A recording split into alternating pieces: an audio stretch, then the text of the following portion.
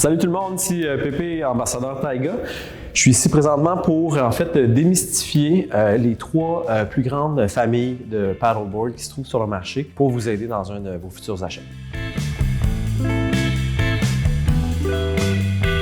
Donc, derrière moi ici, j'ai une planche de type all-around, vraiment une des planches les plus versatiles et une des planches les plus vendues au monde. On a trois modèles, la Awen qui fait 10 pieds, on a la Borea qui fait 10 pieds 6 et on a deux grandeurs chez le modèle Tuya, 11 pieds, 11 pieds 4. Tout dépendant de votre gabarit personnel, vous allez avoir le choix entre différentes largeurs, différentes longueurs et différents volumes. Et on doit respecter tout ça en termes de flottabilité, de stabilité puis aussi de vitesse sur l'eau. Donc, c'est vraiment la planche la plus vendue au monde, je le répète, parce que en fait, c'est la planche qui va répondre à l'ensemble des besoins des planchistes et des pagayeurs sur l'eau. Donc ici à mes pieds, on a une planche de type touring qui visiblement est un petit peu plus longue et en fait qui est un peu moins gironnée. Donc elle a un peu moins de rocker parce qu'elle va aller chercher un peu plus de contact avec l'eau, donc un petit peu plus de vitesse à la surface de l'eau. Le nez est profilé aussi pour la même raison.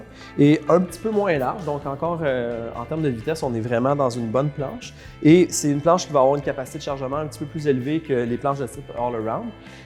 Et on a vraiment là, un profil qui est spécifiquement fait pour faire des distances ou en fait pagayer dans des conditions un peu plus venteuses ou avec un peu plus de stock sur notre planche. Donc je conseille fortement de peut-être considérer l'achat d'une planche touring en essayant toutefois la planche all-around pour pouvoir comparer. Tout dernièrement, ici au centre, on a une planche de type hybride qui visiblement est un petit peu plus courte que les autres, donc un petit peu moins rapide à la surface de l'eau, mais l'avantage, c'est que dans cette grandeur-là, au niveau de son volume, on va aller chercher une planche qui va être accessible autant sur les plans d'eau calme, mais aussi dans le surf.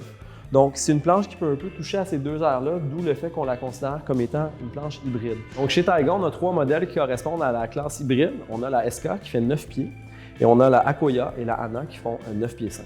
Donc, en résumé, les planches all-around sont généralement faites pour l'eau calme et tous les types de cours d'eau. Et puis, en fait, on a la hybride pour si on veut avoir un peu plus de manœuvrabilité dans les optiques de surf. Et au niveau de la planche touring, on peut aller dans une planche qui a une meilleure capacité de chargement, un peu plus de rapidité dans le vent. Donc, on a vraiment trois différents modèles qui vont répondre à différents besoins. Et c'est à vous peut-être de vous déplacer vers l'un de nos démo centers pour essayer ces types de planches.